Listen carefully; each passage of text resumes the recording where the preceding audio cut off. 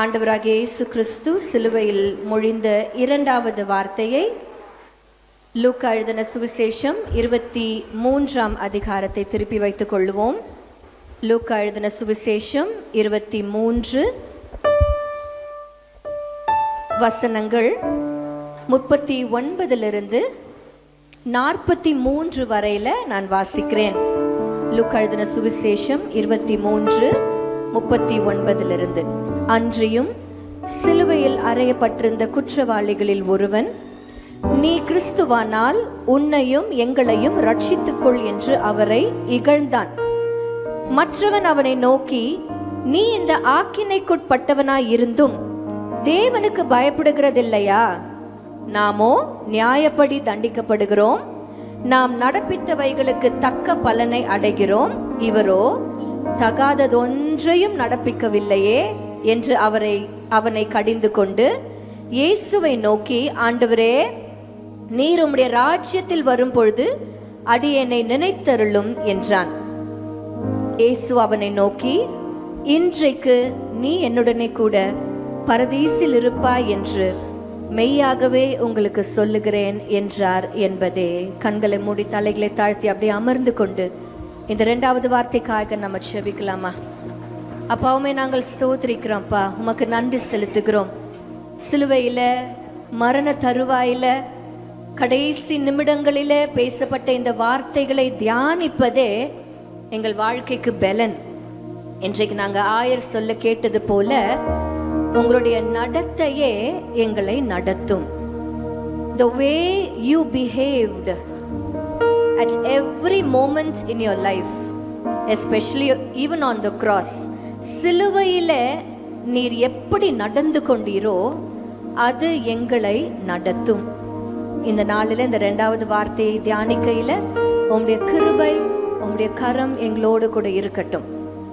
இயேசு கிறிஸ்துவின் மூலம் ஜெபிக்கிறேன் ஜீவனுள்ள நல்ல பிதாவே, ஆமென். ஹல்லேலூயா. கர்த்தர் நல்லவர், அவர் கிருபை என்றும் உள்ளது.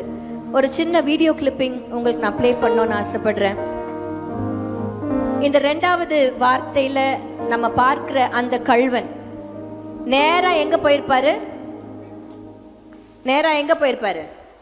பரதீசில பரலோகத்துக்கு போயிருப்பாரா? பரலோகத்துக்கு என்டர் ஆகும் பொழுது அநேகருக்கு பரலோகத்தில் ஏற்கனவே இருக்கிறவர்களுக்கு ஒரு குழப்பம். அந்த குழப்பத்துல அநேக கேள்விகளை இந்த மனுஷன் கிட்ட கேட்கிறாங்க. நீ எப்படி இங்க வந்த?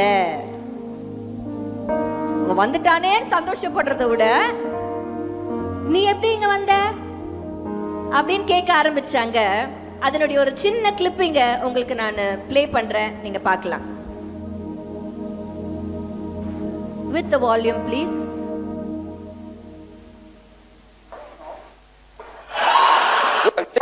Think about the thief on the cross. That's what the angel must have said, like, what are you doing here? Well, I don't know.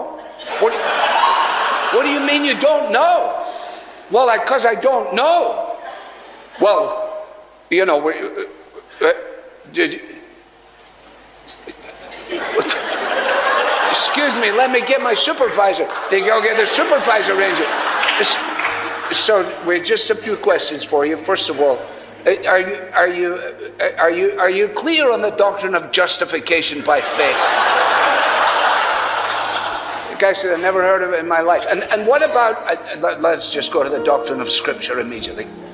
This guy's just staring. And eventually, in frustration, he says, on what basis are you here? On what basis are you here? The man on the middle cross. The man on the middle cross. I can come. Said, I can come. Think about the thief. Thank you. நேரா போறாரு உள்ள. அவரை கேள்வி கேட்கிறவர்கள் நிறைய பேர் இருக்காங்க.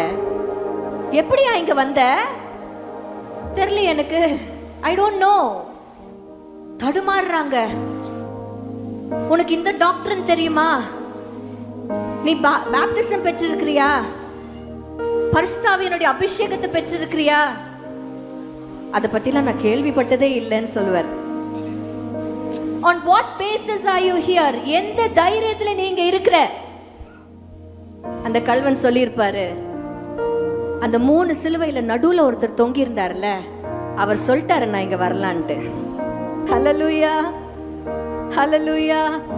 ஒரு அழகான பாடல நேற்று தினத்துல சைரஸ் எனக்கு இன்ட்ரடியூஸ் பண்ணா. இது வரைக்கும் நான் அந்த பாட்டை கேட்கல. But that song has been பயங்கரமான ஒரு இம்பாக்ட் ஆண்டவர் கிரியேட் பண்ணார். ஏன் எனக்கு நேற்று தினத்துல ஆண்டவர் இதை இன்ட்ரடியூஸ் பண்ணாருங்கிறத இன்றைக்கு காலை வேளையில தான் நான் கண்டுபிடித்தேன். ஒருவேளை இந்த கள்வன் இந்த பாடல்ல பாடுவான்னா கரெக்டா அவன் பாடுற மாதிரியே தான் இருக்கும். ஆமென். ட்ரை பண்ணி பாடலாமா? கேட்டதை பார்க்கிலும் கேளாததை அதிகமாக பெற்றவன் நான், பெற்றவன் நான். கேட்டதை பார்க்கிலும் கேளாததை அதிகமாக பெற்றவன் நான், பெற்றவன் நான். உம் தயாளனின் உதாரணமா நீர் என் வாழ்வை மாற்றிவிட்டீரே. உம் தயாளத்தின் உதாரணமா நீர் என் வாழ்வை மாற்றிவிட்டீரே. ஏலீரே, போதுமானவரே, என் தேவையிலும் அதிகமானவரே. ஏலீரே, போதுமானவரே, என் தேவையிலே அதிகமானவரே. என்னை கையேந்த விடல, என்னை தலை குனியவும் விடல, என்னை கையேந்த விடல, என்னை தலை குனியவும் விடல. உம்மை நம்பி வாழ்வதற்கு ஏமாற்றமில்லை, ஏமாந்து போவதற்கும் நீர் விடுவதில்லை. உம்மை நம்பி வாழ்பவருக்கு ஏமாற்றமில்லை, ஏமாந்து போவதற்கும் நீர் விடுவதில்லை. ஒருவேளை அந்த கள்வன் பாடியிருந்தார்னா அதில் பாடியிருப்பாரு, அவரை நம்பி வாழ்ந்தவர்கள் ஒரு நாளும் வெட்கப்பட்டு போனதில்லை. இது செய்யல அது செய்யல, ஜஸ்டிஃபிகேஷன் ஆஃப் ஃபெய்த் இல்ல, பாவ மன்னிப்பு இல்ல, பேப்டிசம் இல்ல, அனாயிண்டிங் இல்ல. ஆனா ஒரே ஒரு வார்த்தை, அந்த ஒரு வார்த்தை போதுமானது. சொல்லுங்க, அவர் எனக்கு போதுமானவர், அவர் எனக்கு போதுமானவர். ஏலீரே, போதுமானவரே, என் தேவையிலும் அதிகமானவரே. ஏலீரே, போதுமானவரே, என் தேவையிலும் அதிகமானவரே. என்னை கையேந்த விடல, என்னை தலை குனியவும் விடல, என்னை கையேந்த விடல, என்னை தலை குனியவும் விடல. உம்மை நம்பி வாழ்பவருக்கு ஏமாற்றமில்லை, ஏமாந்து போவதற்கும் நீர் விடுவதில்லை. உம்மை நம்பி வாழ்பவருக்கு ஏமாற்றமில்லை, ஏமாந்து போவதற்கும் நீர் விட்டதில்லை. ஹல்லேலூயா. இந்த கள்வனை குறித்து வாசிக்கும் பொழுது நம்ம வாசிக்க கேட்ட லூக்கா எழுதின சுவிசேஷம் 23ஆம் அதிகாரத்துல தெள்ள தெளிவாய் ஒரு விஷயம் நம்மளுக்கு தெரிகிறது. என்னன்னா, இந்த குற்றத்திற்கு இந்த கள்வன் பாத்திரனா இருக்கிறான். நியாயப்படி தண்டிக்க வேண்டிய ஒரு குற்றத்தை புரிந்திருக்கிறவன் தான் அந்த கள்வன். இத வேற யாரும் சொல்லல, யாரோ சொல்லி அக்யூஸ் பண்ணி அந்த சாட்சிகள் உறுதியாய் மாறினதுனாலதான் இப்ப சிலுவையில தொங்குறான். இப்போ தன்னை குறிச்சு தானே சொல்றாரு. நாமோ 41ஆம் வசனம், நாமோ நியாயப்படி தண்டிக்கப்படுகிறோம், நாம் நடப்பித்தவைகளுக்கு தக்க பலனை அடைகிறோம். இந்த பாடலினுடைய 2வது சரணத்தை எடுத்து வச்சுக்கோங்க. அவன் சொல்றான், நான் உண்மையிலேயே தகுதியற்றவன். ஆண்டவரிடத்துல ஒரு வார்த்தையை மாத்திரம் கேட்கிறாரு. என்ன கேட்கிறாருன்னா, அவனுடைய ராஜ்யத்துல வரும்பொழுது என்ன நினைச்சு பாருங்க. அப்ப ஆண்டவர் அவனுக்கு என்ன தெரியுமா சொல்றாரு? இன்றைக்கு நீ என்னுடனே கூட, இந்த 2வது சரணம் சொல்லுகிறது, போடுவீங்களா?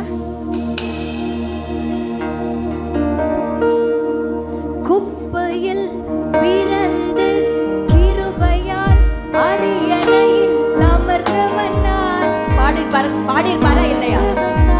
ராஜ்யத்துல வரும்பொழுது நினைச்சு பாருங்கன்னு சொன்னாரா? ராஜ்யத்தை ஆண்டவர் கொடுக்கிறேன்னு ப்ராமிஸ் பண்ணாரா? அப்ப நியாயப்படி தண்டிக்கப்படுகிறவன்னா பாவம் அப்படின்ற குப்பையில இருக்கிறவனுக்கு கர்த்தர் என்ன ப்ராமிஸ் பண்ணாரு? அரியணைய ப்ராமிஸ் பண்ணாரு. அப்ப உண்மையிலேயே அவன் பாடி இருக்க வாய்ப்பு இருக்குல்ல? ட்ரை பண்ணலாமா? குப்பையில் பிறந்து கிருபையால் அரியணையில் அமர்ந்தவன் நான், அமர்ந்தவன் நான். உன் கிருபைக்கு உதாரணமாய் நீர் என் வாழ்வை மாற்றி விட்டீரே. உன் கிருபைக்கு உதாரணமாய் நீர் என் வாழ்வை மாற்றி விட்டீரே. ஏலீரே பாடலாமா? ஏலீரே போதுமானவரே, என் தேவை அதிகமானவரே. ஏலீரே போதுமானவரே, என் தேவையிலும் அதிகமானவரே.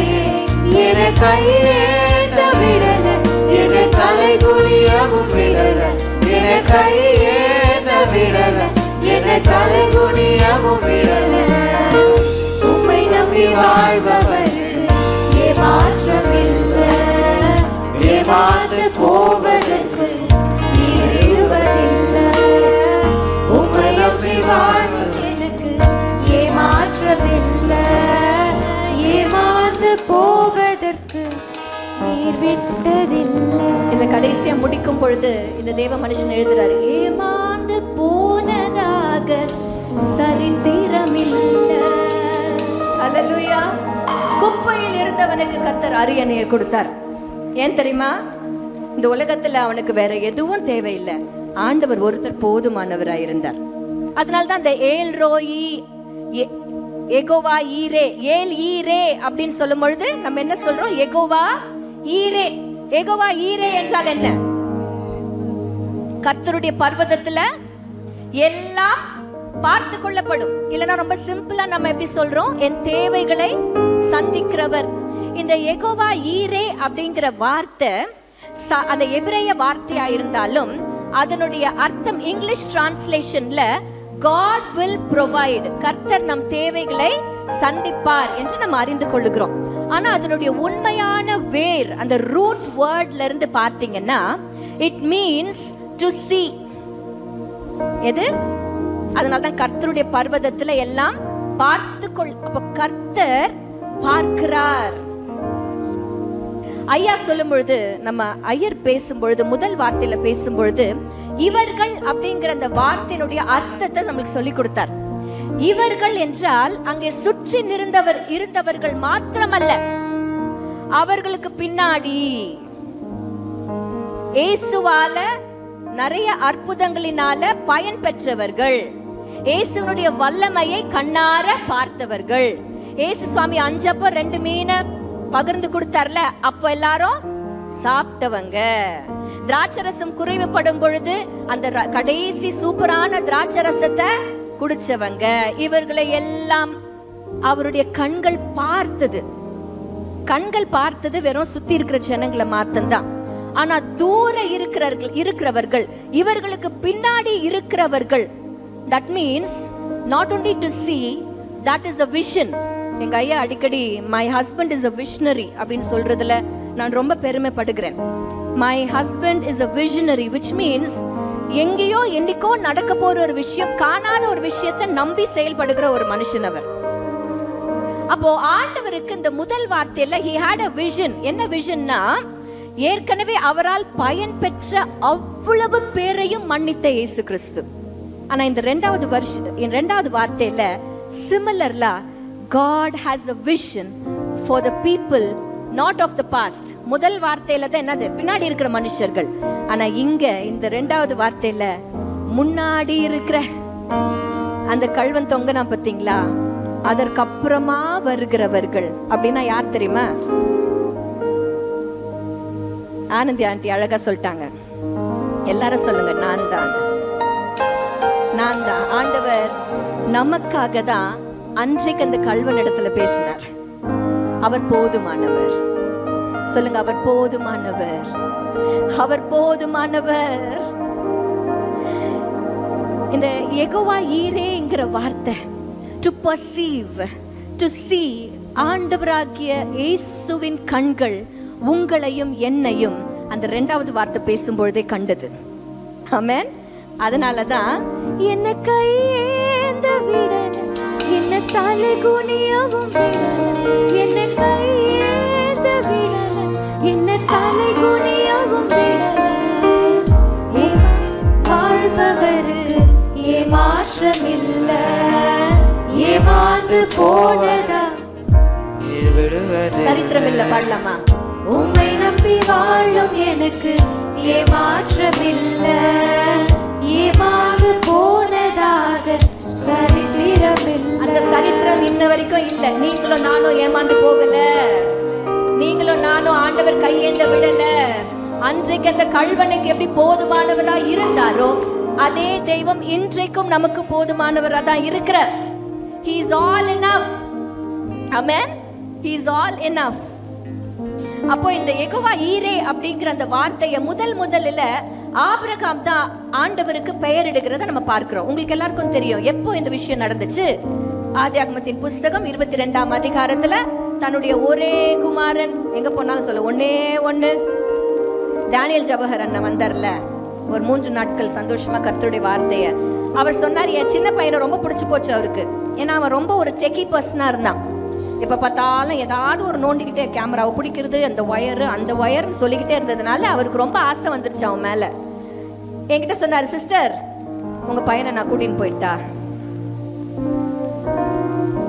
அப்ப அவர்கிட்ட சொன்னேன், அண்ணே எனக்கு இருக்கிற ஒரே 3வது பிள்ளை அவன் மட்டும்தான். ஆபிரகாம் யோசிச்சு பாருங்களேன், ஆண்டவரே ஒன்னே ஒண்ணு, கண்ணே கண்ணு, கருவேப்பிள்ளை கொத்து மாதிரி ஒரு பிள்ளைய கொடுத்துட்டு அதை திருப்பி வாங்கணும்னு நினைக்கிறீங்களே, இது நியாயமா அப்படின்னு அவன் கேட்டிருக்க மாட்டான். எழுந்து புறப்பட்டு, எனக்கு அந்த பிக்சரை பார்க்கும் பொழுது எனக்கு ரொம்ப சந்தோஷமா இருந்துச்சு. ஏன் ஆபிரகாமோட கூட இந்த கல்வனை நான் இன்றைக்கு கம்பேர் பண்றேன்னா, 2 பேருக்கும் கடைசி நிமிஷத்தினுடைய இம்பார்ட்டன்ஸ் தெரியும். They know the importance of the last minute. ஆபிரகாமுக்கு கடைசி நிமிஷம் வரைக்கும் தெரியாது தான் பிள்ளை காப்பாற்றப்பட போறான்ட்டு. இந்த பிக்சர் இது வரைக்கும் நான் பார்த்ததில்லை. வசனத்தின்படி ஆபிரகாம் அந்த கத்தியை ஓங்கும் பொழுது பரலோகத்திலிருந்து ஒரு குரல் வந்துச்சா? ஆனா அந்த பிக்சர்ல எப்படி தெரியுமா போட்டிருக்கு? ஓங்கும் பொழுதே ஒரு தூதன் அந்த கத்தியை பிடிச்சுக்கிட்டாங்களாம். என்ன கையேந்த விடல, என்ன தலை குனியவும் விடல, என்ன கையேந்த விடல, என்ன தலை குனியவும் விடல. உம்மை நம்பி வாழ்பவர்க்கு ஏமாற்றமில்லை, ஏமாந்து போவதாக சரித்திரமில்லை. ஹல்லேலூயா. அந்த லாஸ்ட் மோமெண்ட்னுடைய அருமையை அறிந்தவர்கள்ல ஆபிரகாமும் ஒருத்தர், கல்வனும் ஒருத்தர். இந்த கடைசி நிமிஷத்தை கல்வன் பிரயோஜனமா யூஸ் பண்ணதுனாலதான் ஆண்டவர் அவனுக்கு போதுமானவரா இருந்தார். நீங்க ரொம்ப நாளுக்கு முன்னாடி ஒரு ஸ்டோரி கேட்டிருப்பீங்கல்ல. இந்த கல்வனுடைய படத்தை ஒரு டாஸ்மாக்ல ஒட்டி இருந்தாங்களாம். எங்க ஒட்டி இருந்தாங்களா? இந்த சிலுவையினுடைய காட்சி, 2 கல்வர்கள் 2 பக்கம் தொங்குற காட்சி எங்க ஒட்டி இருந்தாங்களா? அப்படின்னா என்ன அர்த்தம்? கடைசி நிமிஷம் வரைக்கும் நீ எப்படி இருந்தாலும் கடைசியில ஆண்டவர்கிட்ட போய் ஏசப்பான்னு ஒரு வார்த்தை சொன்னா அவர் உன்னை ஏத்துப்பாரு. அது வரையில நல்ல குடிமகன்களா வாழலாம். அப்படியா? இல்ல சகோதரனே, சகோதரியே. It doesn't mean you can stay however you want till the last. ஆனா நீங்க எந்த சூழ்நிலையில இருந்தாலும் உங்களுக்கு கொடுக்கப்பட்ட கடைசி நிமிஷத்துல நீங்க என்ன கேக்குறீங்கிறது தான் இம்பார்ட்டன்ட். ஆமென். 2 மனுஷர்களை நான் எக்ஸ்பிளைன் பண்ணிட்டு முடிச்சிடுறேன். உங்களுக்கு எல்லாருக்கும் தெரியும், எலியா the prophet, iron prophet, Jezebel துரத்திட்டு வரா அப்படின்னு சொன்ன உடனே ஒரு வார்த்தை ஆண்டவர் பார்த்து சொன்னாரு. சொல்லுங்க எல்லாரும், சொல்லுங்க, கை வச்சு சொல்லுங்க, எல்லாம் ஹைஃபை கொடுக்குற மாதிரி சொல்லுங்க. போதும் ஆண்டவரே, போதும் ஆண்டவரே, என்னை எடுத்துக்கோங்க, I don't want to live அப்படின்னு சொன்னாரு சூரிய செடி கீழே இருந்த எலியா. ஆனா இந்த பிள்ளை என்ன தெரியுமா சொன்னா, மரண தருவாயில்ல, அப்ப நான் வாழணும்பா, ஐ வாண்ட் டு லிவ், நான் வாழணும். அவன் வாழணும் அப்படிங்கிற ஆசை இருந்ததுனாலதான் ஆண்டவர் பார்த்து தைரியமா சொல்றான், உங்க ராஜ்யத்துல வரும் பொழுது என்ன, அப்ப அவனுக்குள்ள இருந்த ஆசை என்ன, நான் வாழுவேன் ஆண்டவரோடு கூட, அவர் ராஜ்யத்துல நான் வாழுவேன் அப்படிங்கிற எண்ணம் இருக்கிறவருக்கு தான் அவர் போதுமானவர். ஏல்ரோயி, போதுமானவரே, என் தேவையிலும் அதிகமானவரே நீரே, ஏழீரே, போதுமானவரே, என் தேவையிலும் அதிகமானவரே, என்னை கையேந்த விடல, என்னை தலைகுனியாம் விடல, என்னை கையேந்த விடல, என்னை தலைகுனியாவும் விடல, உம்மை நம்பி வாழ்வதற்கு ஏமாற்றமில்லை, ஏமாந்து போவதாக சரித்திரமில்லை. ஹல்லேலூயா.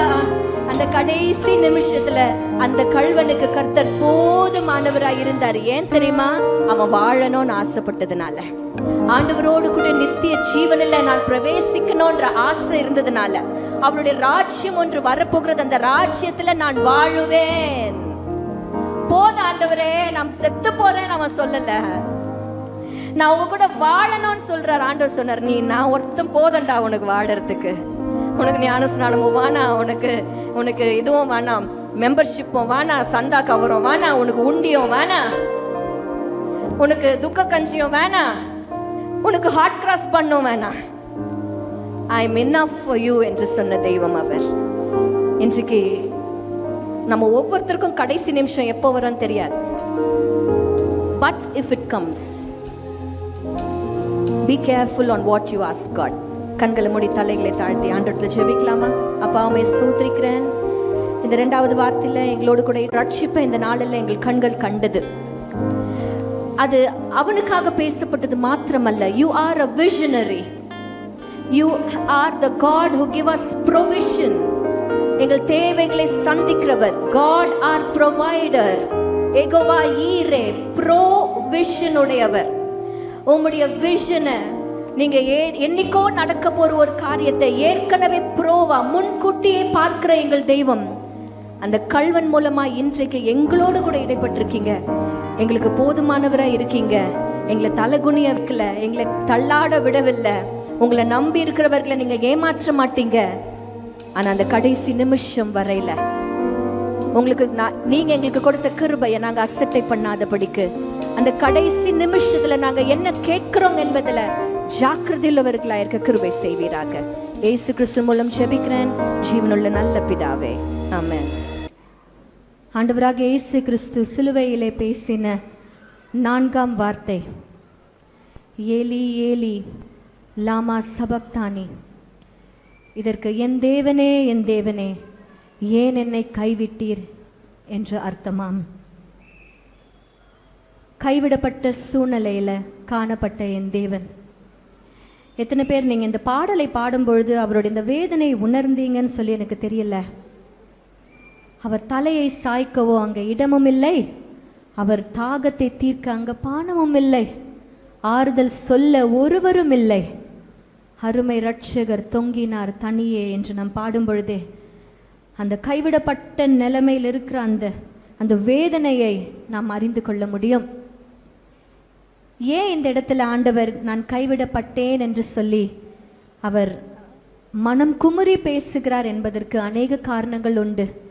2 பிரதான காரணங்கள் நீங்கள் திருப்பி வைத்துக் கொள்ளுங்கள். மத்தேயு எழுதின சுவிசேஷம் 27ஆம் அதிகாரத்தை நீங்கள் திருப்பி வைத்துக் கொள்ளுங்கள். மத்தேயு 27ஆம் அதிகாரம், இதில் ஒவ்வொரு வசனத்தையாய் நாம் பார்க்க போறோம். 28ஆம் வசனத்துல அவர் வஸ்திரங்களை கழற்றி சிவப்பான மேலங்கியை அவருக்கு உடுத்தி, அவர் போட்டுட்டிருந்த வஸ்திரங்களை அவர் கழற்றுகிறார்கள். போட்டுட்டிருந்த வஸ்திரத்தை அனைவரும் பார்க்கும்படியாய் கழற்றுகிறார்கள். ஒரு நிமிஷம் யோசிச்சு பாருங்க அவர் நிலைமை எப்படி இருக்கும். 29ஆம் வசனம், முள்ளுகளால் ஒரு முடியை பின்னி அவர் சிரசின் மேல் வைத்து அவர் வலது கையில் ஒரு கோலை கொடுத்து அவருக்கு முன்பாக முழங்கால் படியிட்டு, யூதருடைய ராஜாவே வாழ்க என்று அவரை பரியாசம் பண்ணி, அவர் வஸ்திரங்களை கழற்றுகிறார்கள். அவர்தான் யூதருடைய ராஜா என்ற உண்மையே தெரியாம பரியாசம் பண்ணுகிறார்கள். 30ஆம் வசனம், அவர் மேல் துப்பி அந்த கோலை எடுத்து, எந்த கோலை அவர் கையில கொடுத்தாங்களோ அந்த கோலை எடுத்து மண்டையிலே ஓங்கி அடிக்கிறாங்க. சிரசின் மேல் அவரை அடித்த 31ஆம் வசனம், அவரை பரியாசம் பண்ணின பின்பு மேலங்கே கழற்றி மறுபடியும் அவருடைய வஸ்திரத்தை போட்டு சிலுவையை அவர் தூக்க வைத்திருக்கிறார்கள். 34ஆம் வசனம், கசப்பு கலந்த காடியை அவருக்கு குடிக்க கொடுக்கிறார்கள். 35ஆம் வசனத்துல அவருடைய வஸ்திரங்களை சீட்டு போட்டு பங்கிட்டு கொள்ளுகிறார்கள். 38ஆம் வசனத்துல அவர் அக்கிரமக்காரரில் ஒருவராக எண்ணப்பட்டு இந்த பக்கம் ஒரு கள்வனையும் அந்த பக்கம் ஒரு குற்றவாளியையும் குற்றவாளிகளின் மத்தியில ஒரு குற்றவாளியாய் அவரை கருதினதுனால அவர் அந்த இடத்துல கள்வர்கள் மத்தியில அறையப்படுகிறார். 40ஆம் வசனம், உன்னை நீயே ரட்சித்துக்கொள், நீ தேவனுடைய குமாரனே ஆனால் சிலுவையிலிருந்து இறங்கி வா என்று சொல்லி அவரை தூஷித்தார்கள். 41ஆம் வசனம், மற்றவர்களை ரட்சித்தான், தன்னைத்தானே ரட்சித்துக் கொள்ளட்டும் என்று சொல்லி அவரை பரியாசம் பண்ணுகிறார்கள். 44ஆம் வசனத்துல பக்கத்துல இருந்த கள்வர்கள் கூட அவரை நிந்திக்கிறார்கள் என்று வசனம் சொல்லுகிறது. யாராவது ஒருத்தர் நம்மள சீ அப்படின்னு மூஞ்சி திருப்பிக்கிட்டாங்கன்னா என்ன வேதனைப்படுறோம். சிறு பிள்ளைகள் ஒரே ஒரு வார்த்தை, என்னுடைய வாத்தியார் என்னை திட்டாருன்னு சொல்லி எவ்வளோ வேதனைப்படுறோம். இன்றைக்கு வாசிக்க கேட்ட ஒவ்வொரு வசனத்திலையும் அவர் பட்ட நிந்தனைகள் அவரை கைவிடப்பட்ட நிலைமைக்கு அவரை கொண்டு சேர்த்தது. அழகான ஒரு அர்த்தம் உங்களுக்கு நான் சொல்ல விரும்புகிறேன். நம்ம எல்லாருக்கும் தெரிஞ்ச ஒரு வசனம், ஏசாயா 53ஆம் அதிகாரம். அந்த ஏசாயா 53ல ஆண்டவருடைய அந்த மரணம் ஆனது முன் குறிக்கப்பட்டிருக்கிற அந்த வசனங்கள்ல 53ஆம் அதிகாரம் 5ஆம் வசனம் இப்படியாய் சொல்லுகிறது, நம்முடைய மீறுதல்களின் நிமித்தம் அவர் காயப்பட்டு. நாம இப்ப வாசிக்க கேட்ட ஒவ்வொரு காரியமும் தூஷித்தார்கள், பரியாசம் பண்ணினார்கள், துப்பினார்கள், அடித்தார்கள், சிரசில முள்முடி வைத்தார்கள். இது எல்லாமே அவர் பட்ட காயங்கள். என்ன தெரியுமா? மொத்தமோ பிசிக்கல் பெயின். அவர் பட்ட சரீர பிரகாரமான காயங்கள் தான் நம்முடைய மீறுதல்களின் நிமித்தம் அவர் காயப்படுகிறது. ரெண்டாம் நாம் வாசிக்கிறது என்ன என்றால், நம்முடைய அக்கிரமங்களின் நிமித்தம் அவர் நொறுக்கப்படுகிற சூழ்நிலை. இதுதான் அவர் ஃபேஸ் பண்ணின பிசிக்கல் பெயின் இல்ல, அவர் ஃபேஸ் பண்ணின அந்த இமோஷனல் பெயின். அந்த இமோஷனல் பெயின் என்ன தெரியுமா? பிதாவோட கூட இருக்கிற அந்த ஐக்கியத்துல ஒரு பிளவு ஏற்பட்டதை அவரால் தாங்கிக் கொள்ள முடியவில்லை. எல்லாரும் ஆண்டவராக இயேசு ஏன் 7 வார்த்தைகளை பேசினார் என்று உங்களுக்கு தெரியுமா? ஏன் 6 பேசல? ஏன் 8 பேசல? 7 என்பது பரிபூர்ணம். ரொம்ப ஈஸியான ஒரு ஆன்சர்ல. லேவியராகமம் புஸ்தகம் 4ஆம் அதிகாரத்தை போய் படித்து பாருங்கள் வீட்டுல. யார் ஒருத்தர் அறியாமையினால பாவம் செய்கிறார்களோ அவர்களுக்கென்று நியமிக்கப்பட்ட பாவ நிவாரண பலியை, இளம் காளையை ஆசாரியன் பலியிட்டு அந்த இரத்தத்தை எடுத்து 7 முறை தெளிக்க வேண்டும் என்று நியாயப்பிரமாண புஸ்தகம் சொல்லுகிறது.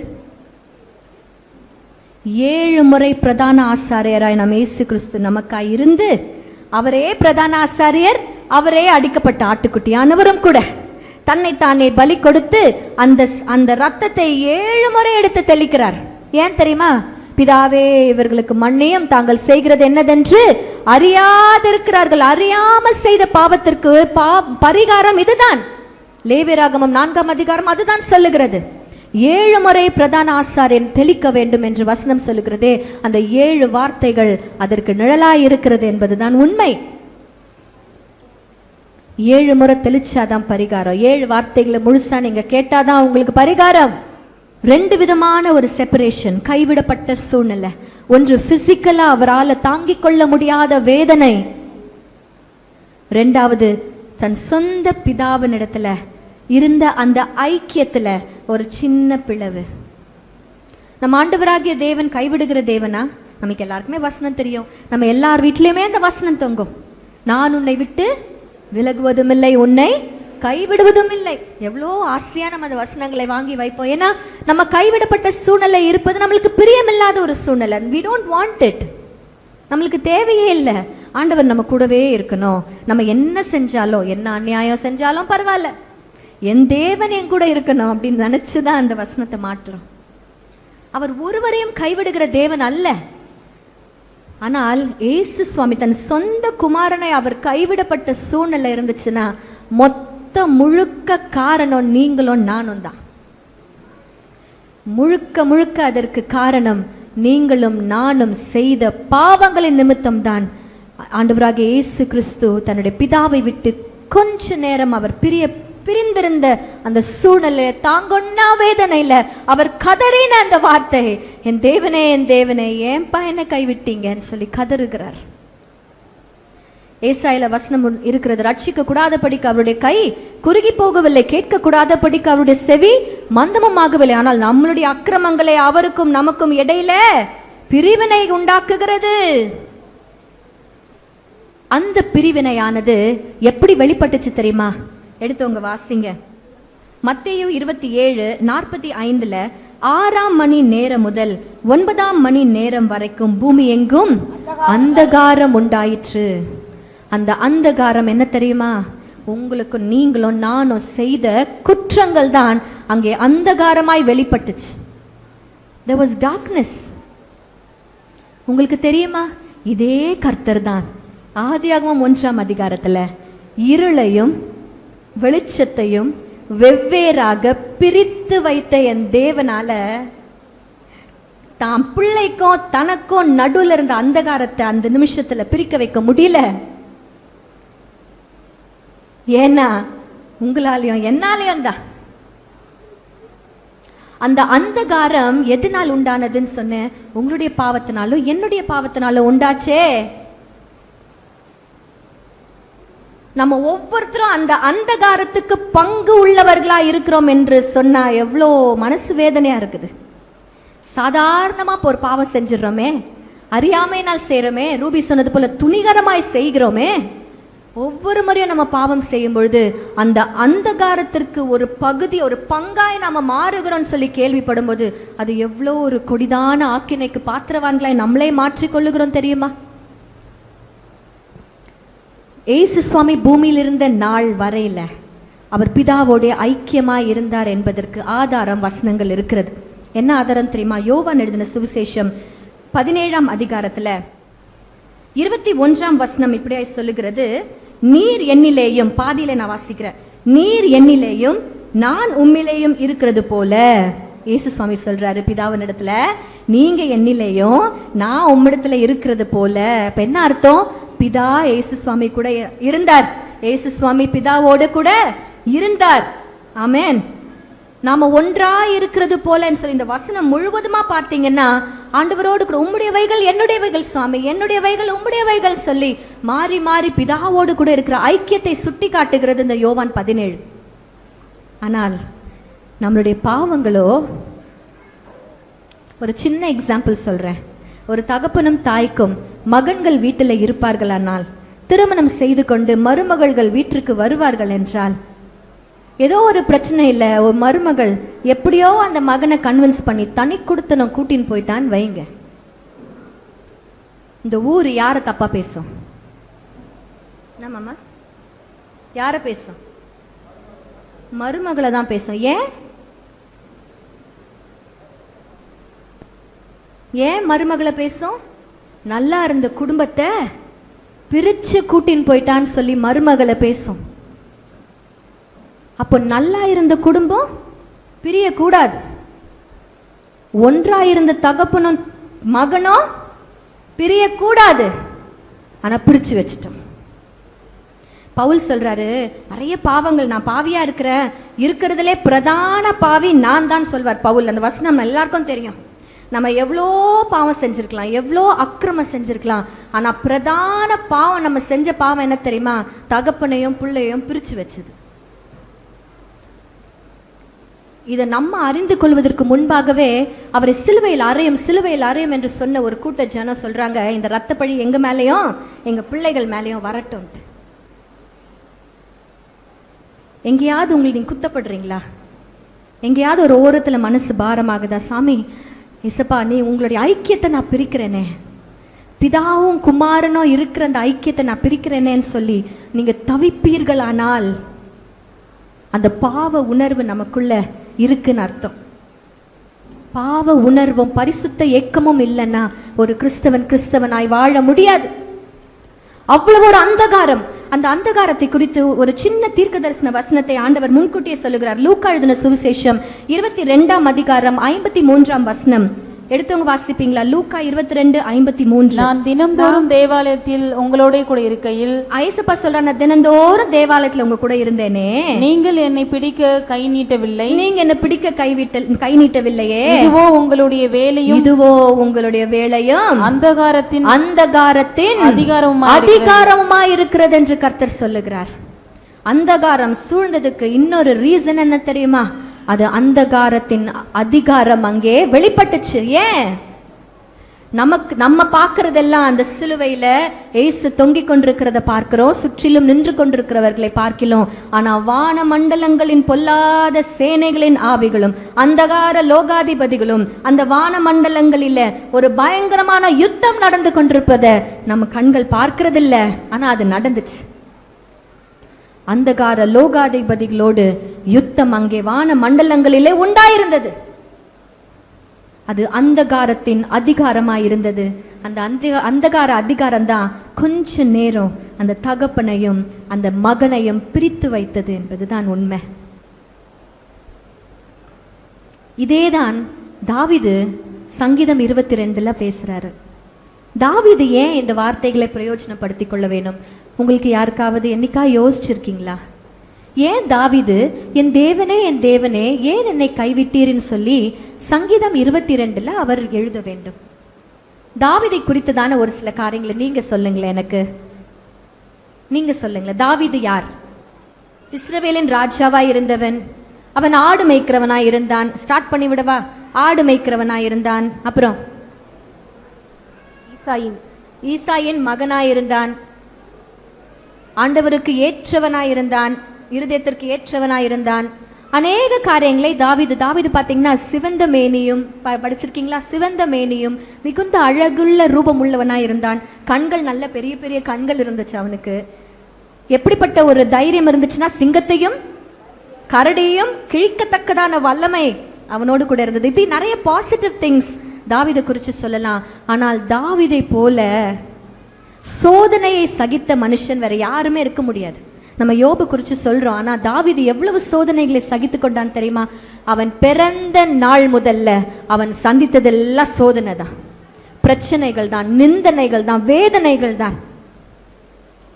ஆனா சாமுவேல் தீர்க்கதரிசி அந்த ஈசாயின் குடும்பத்துல யாரா ஒருத்தரை அபிஷேகம் பண்ணணும்னு வரும்பொழுது தாவீது ஏன் அங்க இல்ல? ஆடு மேய்ச்சிட்டு இருந்தான். உன் பிள்ளைங்க எல்லாரையும் கூட்டிட்டு சுத்திகரின்னு சொல்லி சாமுவேல் சொன்னாரே, ஏன் அப்ப எல்லா பிள்ளைகளையும் அவர் கூப்பிட்டு சுத்திகரிக்கல? ஏன் தாவீது அழைக்கப்படல? தாவீதுடைய பிறப்புல அநேக பிரச்சனைகள் இருக்கிறதாய் சரித்திரம் சொல்லுகிறது. ஆனால் எது உண்மை தெரியுமா? தாவீது தன் தகப்பனாக ஈசாய்க்கும் தன் தாயாகிய நிஸ்பேத்துக்கும் பிறந்த பிள்ளைதான் என்பது உண்மை. அவன் பிறந்தது உண்மை. தன் சொந்த தாய்க்கும் சொந்த தகப்பனுக்கும் பிறந்தவன் தான் தாவீது அரசன். நீங்க போய் இன்டர்நெட்ல போய் படிச்சு பாருங்க. ஆனாலும் அவன் வேறு விதமாய் பிறந்திருப்பானோ என்ற ஒரு நோக்கத்தோடு தன் தாய் இல்ல தகப்பன், தாய்க்கு தெரியும், தகப்பன் அவனை நிந்தித்து கொண்டே இருந்தான். அவன் பிறந்ததுல தந்தைக்கு சந்தோஷமே இல்லை. தன் சகோதரர்களால் நிந்திக்கப்பட்டிருக்கிறான். தாயால ஒண்ணும் பண்ண முடியல. அப்பேற்பட்ட சூழ்நிலையில தான் தாவீது ஒரு வசனத்தை எழுதுறாரு, என் தகப்பனும் என் தாயும் என்னை கைவிட்டாலும் கர்த்தர் என்னை சேர்த்து கொள்வார். ஹல்லேலூயா. நம்ம அநேக நேரத்துல தாவீது எந்த சூழ்நிலையில எழுதியிருப்பாருன்னு சொல்லி நம்ம யோசிக்கிறது இல்லை. அதே போல ஒரு பிரச்சனை வந்தா அவனை சுற்றிலும் சவுல் 3 தரம் அவனை மரணத்திற்குள்ளாக அவனை துரத்தி அடிக்கிறான். வனாந்திரத்திற்கு ஓடுகிறவனாய் காணப்படுகிறான். அவனை சுற்றிலுமாய் சத்துருக்கள் உட்கார்ந்து இருக்கிறார்கள். இப்படிப்பட்ட நிலைமையில ஆதங்கத்தோடு அவன் கேட்கிறான், ஆண்டவரே என்னை ஏன் கைவிட்டீங்கப்பா, என்னை ஏன் கைவிட்டீங்க? எனக்கு ஒத்தாசை வரும் பர்வதங்களுக்கு நேராக என் கண்களை நான் ஏறெடுப்பேன். வானத்தையும் பூமியும் படைத்தவரிடத்திலிருந்து எனக்கு ஒத்தாசை வரும் சொன்னது தாவீது.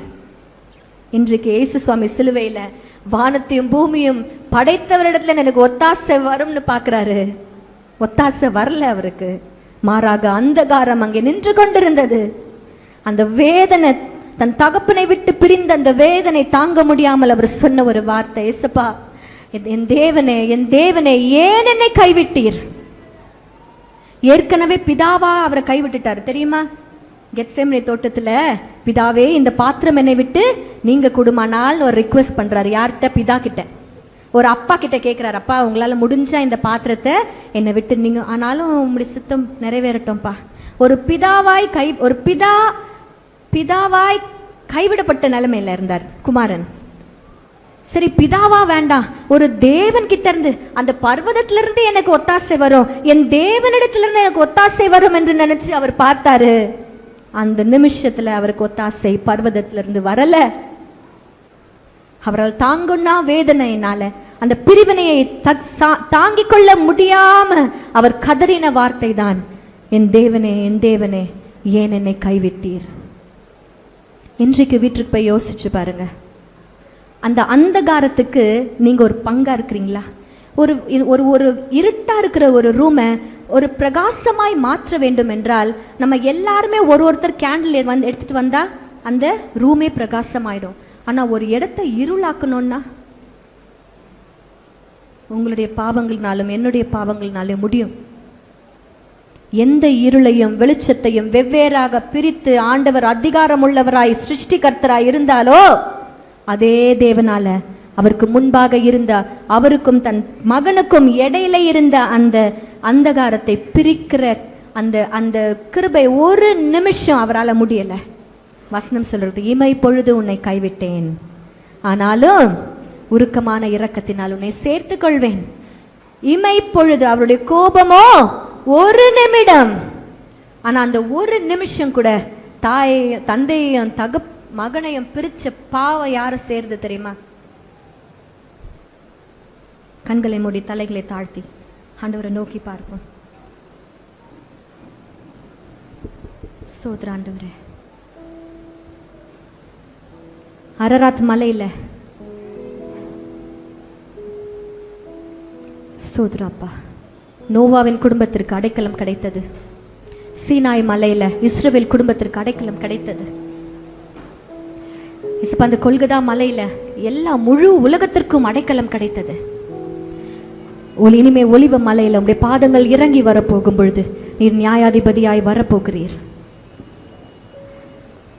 முதல் ஒரு யுத்தம் அமலேக்கியர்களுக்கும் இஸ்ரவேலருக்கும் நடந்த பொழுது மோசே தேவனுடைய கோலை எடுத்துக்கொண்டு மலை உச்சியில போய் நிற்கிறான்.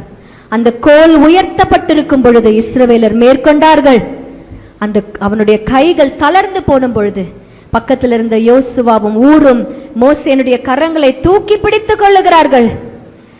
அந்த கோல், மோசேனுடைய கோல் உயர்த்தப்படும் பொழுதெல்லாம் இஸ்ரவேலர் மேற்கொண்டார்கள். அங்கே ஒரு ஜெயம் உண்டாயிற்று. இன்றைக்கு இந்த கொல்கதா மலையில ஆண்டவராக இயேசு கிறிஸ்து அந்த கோலில் உயர்த்தப்பட்டிருக்கிறார். அவருடைய சிலுவை அந்த மலையின் மேல் உயர்த்தப்பட்டிருக்கிறது. அது உயர்த்தப்பட்டிருக்கிற நேரம் வரையில இஸ்ரவேலருக்கு, அவரால் தெரிந்து கொள்ளப்பட்ட ஜனத்திற்கு வெற்றி உண்டு. அவர் நம்மளை வெற்றி சிறக்க பண்ணினார். ஒருவேளை அந்தகார லோகாதிபதிகளோடு போராட்டம் வந்தாலும் அவர் வெற்றி சிறந்தவராய் இந்த மரணத்தை அவர் ஜெயித்தார் என்று வசனம் சொல்லுகிறது. அவர் அப்படியே ஜெயித்தார். உம்மை பிரித்த பாவம் எங்களுக்கு இருக்குது சுவாமி. எங்களுடைய அக்கிரமங்கள் தான் உமக்கும் உம்முடைய பிதாவாகிய தேவனுக்கும் நடுவே ஒரு சுவராய் அமைந்தது. எங்களை மன்னிங்க சுவாமி. வாய்களை திறந்து சொல்லலாமா? இயேசப்பா எங்களை மன்னிங்கப்பா, எங்களை மன்னிங்க சுவாமி. இயேசப்பா எத்தனையோ குற்றங்களை நாங்கள் செய்திருக்கிறோம். ஆனா தகப்பனையும் மகனையும் பிரித்த குற்றம் ஒன்று எங்கள் தலை மேல வந்து விழுந்திருக்கிறது. இதற்கு விமோச்சனம் உம்முடைய ரத்தத்தினால மாத்திரம்தான் எங்களுக்கு கிடைக்கும். உம்முடைய ரத்தத்தினால எங்களை கழுவுங்க, எங்களை சுத்திகரிங்க, இந்த பாவம் எங்களை விட்டு நீங்கும்படி செய்யுங்க சுவாமி. இயேசு கிறிஸ்துவின் வல்லமையுள்ள நாமத்தினால கேட்கிறேன் ஜீவனுள்ள நல்ல பிதாவே, ஆமென்.